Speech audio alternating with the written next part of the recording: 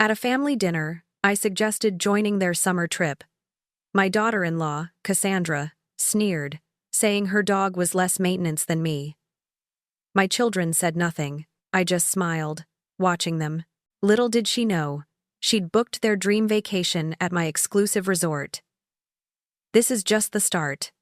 Like, share, and tell us where you are listening from. The aroma of her famous pot roast filled Eleanor's kitchen. At 70, she still moved with a quiet efficiency, the clatter of pots and pans a familiar comfort. Tonight was special. She had painstakingly prepared everything, from the tender beef, slow-cooked to perfection, to the crisp garden salad with her homemade vinaigrette. Her family was coming, her son, David, and his wife, Cassandra, her daughter, Emily, and her husband, Michael. Eleanor craved connection, a real family dinner, but more than that, she needed to talk to them about something important, something that weighed heavily on her heart. She hoped this evening would be a chance to bridge the growing distance she felt. The first to arrive were David and Cassandra. David, her son, always seemed to fade into the background when Cassandra was around, his usual quietness amplified by her dominant presence. Cassandra swept in, her designer purse clutched tight, her gaze darting around the house with a practiced air of faint disapproval. Before Eleanor could even offer a hug, Cassandra was already shaking her head at the dinner table. "Red meat, Eleanor? You know I don't eat red meat. It's so heavy." Eleanor felt a familiar tightening in her chest. She had forgotten, or perhaps Cassandra had only mentioned it once years ago. Either way, the dismissal was immediate, the carefully prepared meal instantly devalued. David just offered a weak smile, not meeting his mother's eyes. Soon after, Emily and Michael arrived. Emily, her daughter, hugged Eleanor warmly, but then her eyes flickered towards Cassandra, a wary, almost guarded expression crossing her face. Michael, always polite, offered a quiet greeting. The dinner conversation felt strained, punctuated by Cassandra's pronouncements on various topics, and Eleanor's attempts to steer it towards a more intimate direction. David remained mostly silent, while Emily occasionally chimed in, careful not to contradict Cassandra. Eleanor waited for the right moment, her heart thrumming a nervous rhythm against her ribs. As dessert plates were cleared and coffee was poured, she took a deep breath. "I've been thinking," she began, her voice a little shaky but determined. "Emily mentioned you all were planning a summer trip, perhaps to Paradise Cove? I'd love to join you. It's been too long since we all spent some real time together, just the family." She looked around the table, hoping to see warmth, an invitation in their eyes. She yearned to create new memories, to recapture some of the closeness she remembered from years gone by. She truly believed this trip, this shared experience, was what they needed. Cassandra's fork clattered against her plate, cutting Eleanor off before anyone else could speak. "Eleanor, that's just not possible," she stated, her tone sharp and unyielding. "We already have reservations, very specific ones, and adding another person now would be a logistical nightmare. Besides," she continued, her gaze sweeping over Eleanor's face, "you know it would be complicated. The activities we plan, the walking, your age. We wouldn't want you to slow us down or need special arrangements." Eleanor felt the sting of her words, the subtle jab at her 70 years, the implication that she was a burden. Then Cassandra delivered the final blow, her voice dripping with an almost casual cruelty. "Honestly, we're already bringing Duchess, our dog, and she's less maintenance than you'd be." Eleanor felt the air leave her lungs. Her own daughter-in-law had just compared her son's mother, to a dog, and found the dog preferable. She looked at David, her son, for a sign, any sign of defense or disapproval. His eyes were fixed on his coffee cup. She looked at Emily, her daughter, who quickly averted her gaze, her face etched with discomfort. Michael looked at the ceiling, pretending a sudden interest in the plaster. Silence. A deafening, echoing silence filled the room, amplifying the insult, making it ring in Eleanor's ears. She felt utterly alone, completely exposed and dismissed by the very people she loved. The pain was immense, a dull ache that spread through her chest, but beneath the pain, something else began to stir, a cold, quiet resolve. Her family had no idea. They had absolutely no idea who they were talking to, who they were so casually dismissing. The woman they saw was just Eleanor, their 70-year-old mother or mother-in-law, a seemingly harmless presence. But the real Eleanor, the one who had built an empire from nothing, the one who had survived betrayals far greater than this, was not to be underestimated. A flicker of something dangerous ignited in her eyes, a silent promise to herself. They would learn. The following weeks were a lonely blur, each day bringing a fresh sting of rejection. Eleanor spent most of her time in her quiet house, the laughter and warmth of that dinner party, a distant, mocking memory. Emily called once, a week later, offering a week. "I'm sorry, Cassandra was like that, Mom. You know how she is." It was an apology for Cassandra, not an apology for Emily's own silence, and it did little to soothe Eleanor's hurt. David, true to form, only sent a few generic text messages. Updates about flight times, reminders to pack light, confirmations for rental cars. Each message was a stark reminder of her exclusion, a digital invitation to a trip she was not part of. He never called, never asked how she was doing. It was as if she had simply vanished from their plans, and from their minds. One quiet afternoon, weeks after the dinner, Eleanor was scrolling through Instagram, a habit she'd picked up to feel more connected to her family. She saw Cassandra's page, a flurry of enthusiastic posts. "Countdown to Paradise Cove Resort," one caption read, accompanied by a picture of a pristine beach and turquoise water. Eleanor paused, a strange sense of déjà vu washing over her. Paradise Cove Resort. The name echoed in her mind. It couldn't be. There were many resorts with similar names. She zoomed in on the geotag, her heart beginning to pound a slow, heavy rhythm. Her hand, holding her favorite antique porcelain coffee cup, began to tremble. Her eyes widened as she recognized the distinctive architecture, the unique logo on the resort sign in the background of another of Cassandra's celebratory photos, Paradise Cove Resort. It was unmistakable.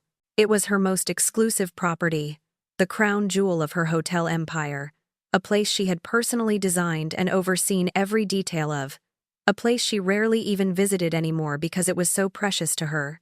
The cup slipped from her fingers, shattering on the polished wooden floor, the sharp sound echoing in the sudden silence of the room.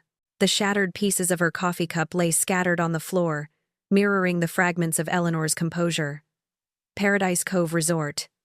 The name resonated with a strange, almost surreal echo in her mind. It was impossible for her family, her ungrateful family, to be staying there. Yet, Cassandra's Instagram posts, so vivid and undeniably authentic, stared back at her from the screen. Eleanor thought back to the days after her first husband's unexpected death, decades ago. She was a young widow, with 2 small children, David and Emily, and a meager inheritance. The world expected her to remarry, to rely on someone else. But Eleanor had a fire within her, a sharp mind for business, and a relentless drive no one saw. She started small, with a single guest house, pouring every ounce of her grief and energy into it. Slowly, meticulously, she built an empire, hotel after hotel, each one a testament to her grit and vision. She had registered the businesses under her maiden name, Eleanor Vance, and managed them through a carefully constructed trust. Her children knew nothing of this vast wealth, of the secret world their quiet mother had forged. She had wanted to protect them, perhaps to protect herself, from the complexities and expectations that money often brought. She wanted them to love her for who she was, not for what she owned. This secret had become her sanctuary, her private triumph. Now, Cassandra, the woman who had dismissed her as too much maintenance, who had openly preferred her dog to her own mother-in-law, was lounging in the lap of luxury, a luxury built by Eleanor's own hands. The irony was a bitter taste in her mouth. With a determined glint in her eyes, Eleanor moved to her study. She logged into her secure portal for Paradise Cove Resort. A few clicks, and the screen revealed the booking details. There it was, plain as day. Richardson family. Booked into the Duchess suite. A wave of cold anger washed over her. The Duchess suite. named for a pampered pet, a constant reminder of Cassandra's cruel comparison. The booking was for 2 weeks, at a staggering $12,000. $12,000. David, her son, had never been one for extravagant spending. This was far beyond his usual budget, a clear indicator of Cassandra's influence, or perhaps something even more insidious. She returned to Instagram. Cassandra's posts were a continuous reel of self-indulgence, a selfie from the infinity pool, overlooking the sparkling ocean, a shot of her perfectly manicured hand holding a glass of champagne at the resort's 5-star restaurant. Another picture showed Duchess, the pampered pug, sprawled on crisp, expensive white sheets in what was clearly the lavish Duchess suite, a tiny crown filter digitally added to her head. Each photo was a fresh stab, a testament to their blissful enjoyment of her hard work, while simultaneously rejecting her very presence. Eleanor felt suffocated by the sheer hypocrisy, the unfairness of it all. They cast her aside, yet they embraced the fruits of her labor without a second thought. Her first instinct was to call the resort, to demand they kick them out, to expose her ownership, to make them understand the depth of their disrespect. But then a different thought formed, sharper, colder. No. That would be too quick, too easy. It would satisfy her anger for a moment, but it wouldn't bring the understanding, the reckoning, she now craved. She wanted them to truly feel what they had done. She wanted them to see. Eleanor picked up the phone again, her fingers steady as she dialed the main line for Paradise Cove. "Robert." "It's Eleanor Vance," she said, using her business name. "I'm scheduling an unannounced inspection visit. I'll be there tomorrow afternoon." She gave no further explanation, no hint of the true reason for her sudden arrival. As she hung up, a sense of purpose settled over her, firm and unwavering. They had underestimated her quiet strength, her hidden power. They would soon learn just how much. The 4-hour drive to Paradise Cove Resort was a blur of introspection. Eleanor drove her modest sedan, blending in with the other cars on the highway, her mind racing. How had they chosen her resort? Was it a coincidence? Or had Cassandra, with her uncanny ability to sniff out luxury, stumbled upon it? Had she researched it, knowing it was the best? Or was it a truly blind choice? What other secrets lay beneath the surface of their lives? What else didn't she know about her son and his wife, about their finances, their true motivations? A cold knot formed in her stomach. Upon arrival, she bypassed the main entrance, pulling into the discreet employee parking lot. She walked to the staff entrance, her business credentials already in hand. The front desk manager, Robert, a tall, efficient man with kind eyes, looked up in surprise. "Miss Vance, it's been far too long. A pleasure to see you again, although we weren't expecting you." He greeted her with genuine warmth, a testament to her long-standing reputation as a fair but demanding owner. "Robert," Eleanor replied, her voice calm and controlled. "A sudden need for an inspection. I'll need a room, far from the Duchess suite, please. And discreet." The irony of asking for a hidden room in her own hotel, to observe her own family, was not lost on her. "And Robert," she continued, lowering her voice slightly, "I need you to keep a very discreet eye on the Richardson party in the Duchess suite. I want a report on their interactions, their behavior. Nothing overt, just subtle observations." Robert, ever professional, simply nodded, understanding the unspoken implications of her request. Her room was a masterpiece of luxury, a large suite overlooking the turquoise ocean, complete with a private balcony and a lavish marble bathroom. Every detail, from the Egyptian cotton sheets to the handcrafted furniture, was a choice she had made, a reflection of her taste and vision. Yet, as she stood there, surrounded by such opulence, no comfort came. Every amenity, every luxurious touch, only served to remind her that her family was currently enjoying the very same splendor, oblivious to its origin, while she, its creator, was forced to hide, excluded and betrayed. Eleanor dressed in a simple but elegant black dress that evening, blending into the sophisticated ambiance of the resort's main restaurant, the Azure. She chose a discreet corner table, partially hidden by a potted palm, with a clear view of the entrance and the more prominent tables. She felt like a phantom, observing her own life unfold without her. It wasn't long before David and Cassandra made their entrance. Cassandra, a vision in a shimmering, expensive-looking gown, walked with an air of entitled confidence. Her head held high. David followed, a smile plastered on his face, but Eleanor could see the subtle lines of stress around his eyes, the almost imperceptible stiffness in his shoulders. He was trying to project an image, she realized, trying to keep up with Cassandra's demands. They were immediately greeted by the Matriarch, who, recognizing them as occupants of the prestigious Duchess suite, led them to a prime table. Eleanor watched, a bitter taste in her mouth, as her son and his wife were given VIP treatment in her own establishment, a luxury they clearly believed they deserved. As they settled in, Eleanor observed David. He leaned back in his chair, a relaxed posture she rarely saw from him at home. At her dinner table, he was often quiet, withdrawn. Here, with Cassandra, he was animated, laughing at her jokes, nodding enthusiastically as she spoke. It was a stark contrast, and it twisted Eleanor's heart. He looked happy, or at least, he looked like he was trying very hard to appear happy. When the waiter presented the menus, Cassandra didn't hesitate. "I'll have the lobster thermidor," she announced, barely glancing at the price. A staggering $85. David, after a moment's hesitation, ordered the ribeye steak, a $68 dish. Then Cassandra, without consulting David, waved to the sommelier. "We'll need a bottle of the Chateau Margaux, 2010, she said dismissively. Eleanor knew the wine. $200, at least.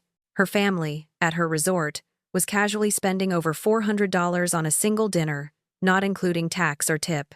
Midway through their meal, Robert, the front desk manager, approached Eleanor's table under the pretense of refilling her water glass. He leaned in slightly, his voice low. "Miss Vance, there have been a few incidents regarding the Richardson party." Eleanor met his gaze. "Go on." Robert. He recounted the events with a professional detachment, but Eleanor could hear the underlying exasperation.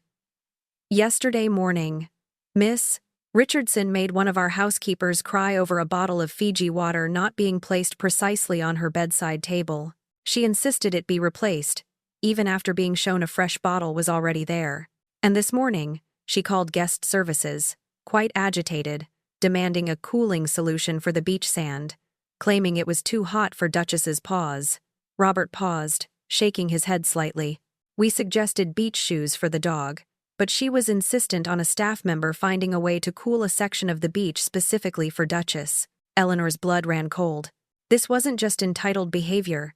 It was outright abuse of her staff, a blatant disregard for common sense and human decency. Robert continued. "She's also been quite vocal on social media, several one-star reviews for the spa and room service, complaining about trivial things, some outright fabrications. Unresponsive staff, mediocre service, unprofessional massage therapists. It's frankly damaging our online reputation, Miss Vance."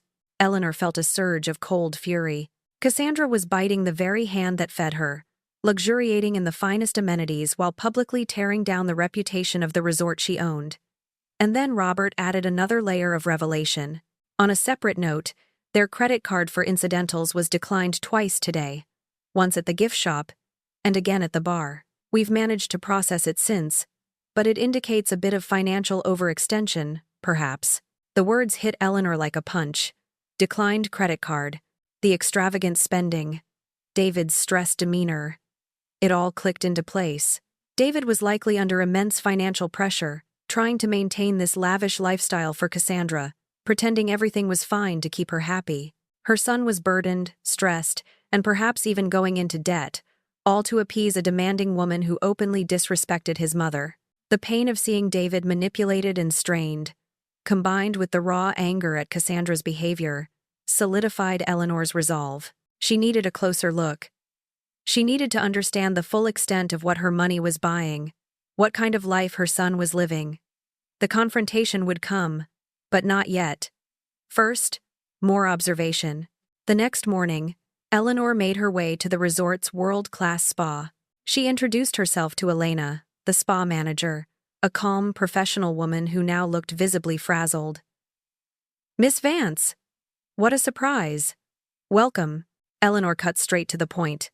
"Elena, I understand Miss Richardson has been causing some issues here?" Elena sighed, running a hand through her perfectly styled hair. "Oh, Miss Vance, you have no idea." She insisted on bringing her dog, Duchess, into the treatment rooms. When we explained our strict hygiene policies and health codes, she became quite aggressive. She threatened to leave a scathing review everywhere she could. Elena's voice was tinged with genuine distress, and she did. She's already posted a detailed 1-star review on several platforms, claiming we discriminate against pet owners and have inflexible, outdated policies. It's highly damaging. Eleanor felt a cold wave of anger. Her beautiful spa, a sanctuary she had poured her heart into, was being slandered by Cassandra, who demanded to bring a dog into a sterile environment. "Elena," Eleanor said, her voice quiet but firm, "I want you to document everything. Every single complaint. Every unreasonable demand. Every staff interaction with Miss Richardson. Times. Dates. Specifics. Keep a detailed log. And continue to uphold our policies. Do not bend to her demands. My staff's well-being and this resort's reputation are paramount." As she walked away from the spa, Eleanor's resolve hardened further. Cassandra wasn't just being difficult, she was actively harming her business, abusing her staff, and living a lie that was clearly taking a toll on David. The time for passive observation was nearing its end. The sun warmed Eleanor's skin as she settled into a cushioned lounge chair by the infinity pool. She held an old copy of a classic novel, but her eyes were mostly on the scene around her. The gentle lapping of the water, the distant murmur of happy conversations, the exquisite scent of plumeria in the air, all were elements she had painstakingly chosen for her paradise cove. She knew it wouldn't be long until her tranquility was shattered. Cassandra had a way of making her presence known, especially in public spaces. Sure enough, a ripple of disturbance spread across the pool deck. Cassandra made her grand entrance, strutting in a tiny, designer bikini that seemed more appropriate for a photo shoot than a family vacation. Trailing behind her, on a leash studded with what looked like fake jewels, was Duchess, her pampered pug. Cassandra immediately approached Daniel, a young, polite pool attendant who was arranging towels. "Excuse me," Cassandra declared, her voice carrying over the gentle buzz of conversation. "I need a cabana. And make sure it's been hypoallergenic cleaned. My Duchess has very sensitive allergies." Daniel, trying his best to be helpful, began to explain. "Certainly, ma'am. We have several cabanas available. But regarding the hypoallergenic cleaning, that might take some time as it's a special service." Cassandra cut him off with a sharp wave of her hand. "Don't you know who I am? We're in the Duchess suite. VIP guests. We're paying an exorbitant amount of money to be here. I expect immediate service, not excuses. Get that cabana ready, now." Daniel, looking visibly uncomfortable, simply nodded and went to fetch a supervisor. Just then, Duchess, ever the instigator, tugged at her leash. Before Cassandra could react, the pug yipped excitedly and, with a splash, launched herself directly into the main infinity pool. Laughter, quickly followed by gasps of alarm, rippled through the other guests. There were clear signs around the pool, discreet but firm. "No pets in pool." A new pool attendant quickly rushed over. "Ma'am, I'm so sorry, but pets are not permitted in the main pool for health and safety reasons." Cassandra's face contorted in a mix of fury and indignation. "Are you serious? It's just a dog.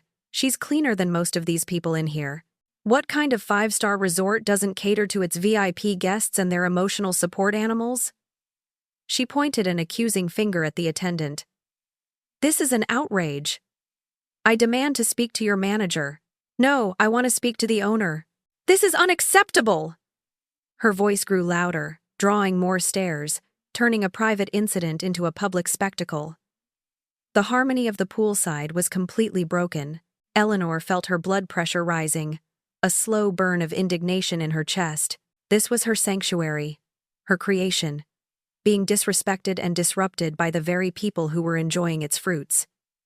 She couldn't let it continue. A deep calm settled over her, a quiet strength she rarely showed. She closed her book and slowly, deliberately, rose from her chair.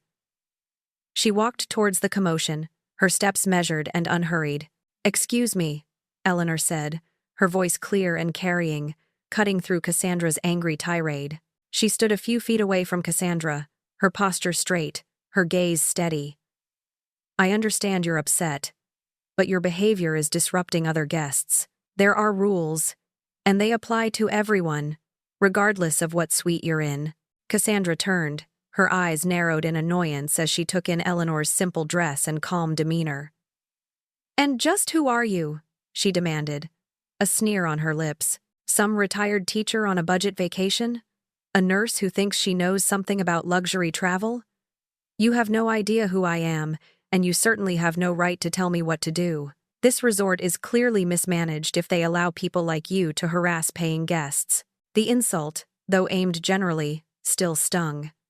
Cassandra's disdain for anyone she deemed beneath her was palpable. Eleanor maintained her calm, a slight, almost imperceptible smile playing on her lips. "Perhaps I don't know you, but I assure you, some of us do have rights here, and some of us understand what this place really means. More than you could imagine." Just at that moment, Robert, summoned by the beleaguered pool staff, arrived at the scene. He took in the situation, his eyes quickly meeting Eleanor's.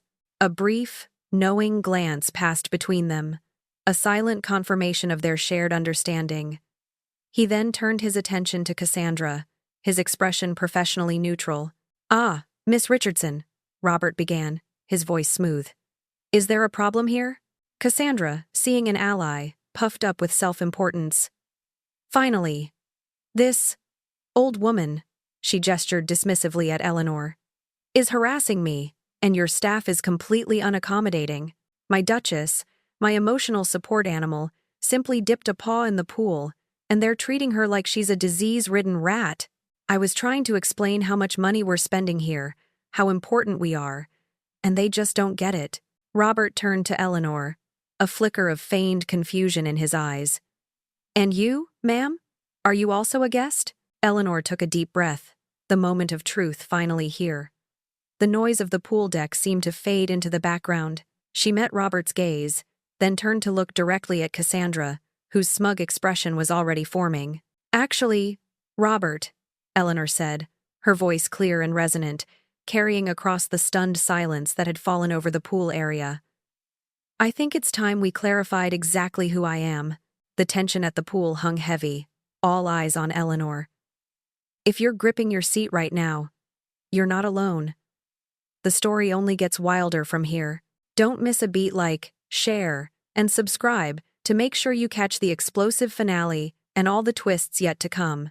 Eleanor looked from Robert to Cassandra, her gaze unwavering. Robert, understanding the signal, turned back to Cassandra, his voice now devoid of any feigned confusion, replaced with respectful deference. "Mrs. Morrison, I wasn't expecting you to handle guest relations personally today. Is everything in order?" Cassandra's triumphant smirk vanished. Her face, previously flushed with anger, drained of all color, turning a sickly pale. Her jaw dropped slightly. "Mrs. Morrison?" she stammered, her voice a thin whisper. She looked at Robert, then back at Eleanor, a dawning horror in her eyes. Did he just call you Mrs. Morrison? As in the Morrison? The name connected to Paradise Cove? Eleanor stepped forward, closing the distance between them. Her voice was calm, clear, and resonated with an authority Cassandra had never heard before. "Yes, Cassandra. He did. I am Eleanor Morrison. I own Paradise Cove Resort. I own this entire property, every cabana, every suite, every grain of sand on this private beach." She gestured with an open hand, encompassing the luxurious expanse around them. "This is my company, my life's work." A profound, suffocating silence descended upon the pool area. Even Duchess, still splashing obliviously in the pool, seemed to freeze for a moment. Cassandra's world, built on assumptions and dismissals, had just shattered into a million pieces. The beautiful backdrop, the indulgent vacation, the staff she had berated, it all now belonged to the quiet, unassuming woman she had just insulted. "That's impossible," Cassandra finally whispered, the words barely audible. Her eyes darted around, as if searching for an escape, a hidden camera, anything to make this a cruel prank. You're just David's mother. You live in that little house. You're nobody important." The desperation in her voice was palpable, a frantic attempt to cling to her preconceived notions. Eleanor's expression remained serene, though a sharp glint entered her eyes. "Yes, Cassandra, I am David's mother. And yes, I choose to live in a house that suits my needs, not one that screams my wealth. That little house, as you call it, is my sanctuary, a deliberate choice to live simply and independently. And I am also the mother you excluded from your vacation, the one you deemed too much maintenance, less important than your dog." The last words were spoken with a quiet intensity that cut deeper than any shout could have. Cassandra's hands began to shake, her eyes wide with the full, devastating realization of the implications. Every luxury she had enjoyed, every meal, every spa treatment, every demanding complaint she had voiced to the staff, it had all been directed at the woman she had so casually dismissed, the woman who owned it all. She had been biting the hand that fed her, indeed, and now that hand was showing its true power. But how?" Cassandra stammered, her voice barely a breath. We maxed out our credit cards just to afford this. David said we could barely manage the incidentals." The confession slipped out, confirming Eleanor's earlier observations and her private fears about David's financial strain. Eleanor nodded. "My staff informed me. Your card for incidentals was declined twice yesterday. I am quite well informed about the goings-on in my establishment." "Why?" Cassandra blurted out, a desperate plea in her voice. "Why didn't you tell us? Why didn't you tell David about all this? All this wealth?" She swept her hand around, indicating the opulent resort. "I didn't tell you, Cassandra, because it was none of your business," Eleanor stated, her voice firm. "And I didn't tell David because I wanted my children to love me for who I was, not for my money. I built this empire after your father-in-law passed, to protect my independence, to create something of my own. I wanted them to value genuine connection, not financial gain." "The irony, of course," Eleanor added, a hint of bitterness in her tone, "is that you found a way to consume the fruits of my labor anyway, all while devaluing the person who created it." Robert, ever the professional, stepped forward. "Mrs. Morrison, would you like me to have security escort Miss Richardson from the premises immediately?" His tone was neutral, but his eyes clearly showed his readiness to carry out the order. Eleanor paused, her gaze fixed on Cassandra's shattered face. The public humiliation was already profound. But she wanted more than just a swift exit. She wanted a seat of understanding, a moment of profound reflection. "No, Robert," she said, surprising him. "Not yet." She turned back to Cassandra, her voice now a low, chilling warning. "You have 2 more days on your reservation, Cassandra. Use that time wisely. Reflect on how you treat people. Reflect on the casual cruelty you dispense, the disrespect you show, and the value you place on others. Because you just chose the very wrong person to diminish." Eleanor's words hung in the air, a final, chilling pronouncement. Cassandra stood frozen, her face a mask of disbelief and dawning horror. The quiet hum of the resort seemed to press down on her. "I am not here to ruin your vacation, Cassandra," Eleanor continued, her voice even, "but there will be some changes." She turned to Robert, her instructions precise and clear. "Robert, from this moment on, the Richardson party's account is to be charged full. Standard rates for all services. No VIP discounts. No special courtesies. Every room service order, every spa treatment, every meal, at the listed menu price. Ensure their incidentals are paid in full, and if the card declines again, lock it down. We are a business, not a charity.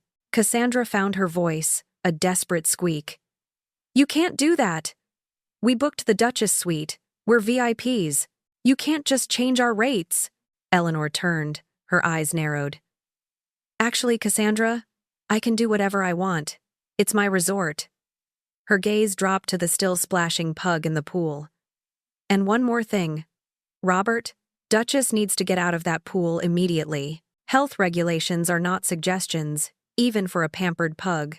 With that, Eleanor turned and walked away, leaving Cassandra sputtering, her attempts to call out to her falling on deaf ears. Eleanor didn't look back. As she walked, a profound sense of empowerment settled over her, a feeling she hadn't experienced in weeks. The weight of being unappreciated, dismissed, and disrespected began to lift. That evening, Eleanor's phone rang. It was David, his voice tight with a mixture of shock and anger. Mom? What is going on? Cassandra just told me. She said, you own Paradise Cove? And the other 12 resorts? Is this true? Eleanor took a deep breath. Yes, David, it's true.